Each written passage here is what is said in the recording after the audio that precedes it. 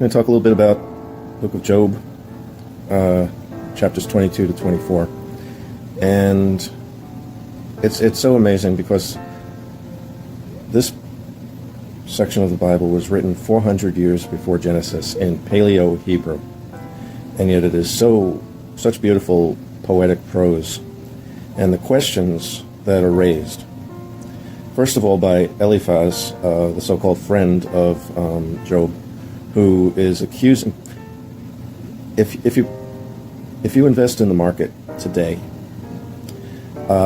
if you make $1, somebody lost $1. If you are working a local contracting business and you get the contract, that means that all your competitors did not get that contract. It's a zero sum. Somebody wins, somebody else loses. And what Eliphaz is accusing Job of is that he's not so innocent, because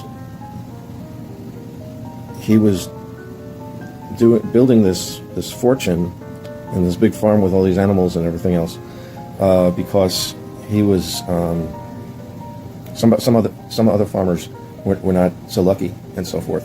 And now it's time for Job to pay for this inequity.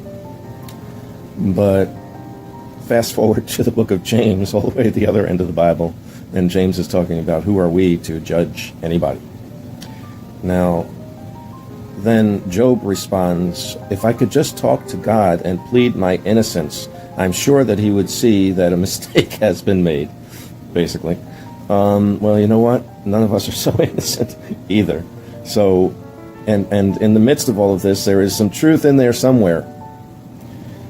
But it's not in judging each other. It's not in claiming our innocence or proclaiming our innocence.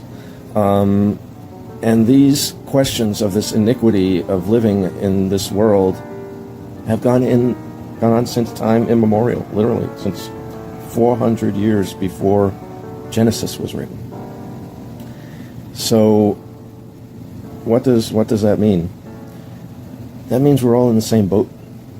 That means we have to do the best that we can to be as righteous as we can. And that means that we have to love our brothers, because none of us can judge any of us, and none of us can be so sure of our own innocence. Job 22 through 24 discusses this in a really beautiful way. People back then,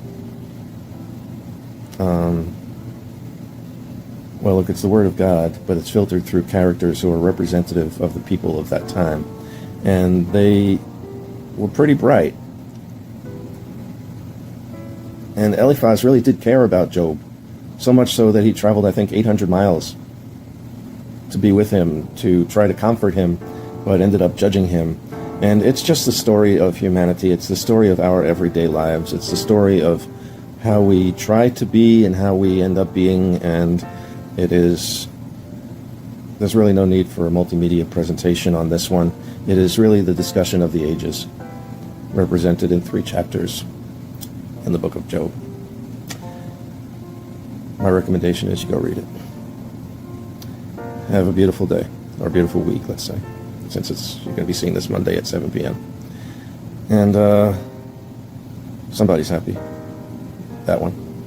So have a great week, and I'll see you in church on Sunday.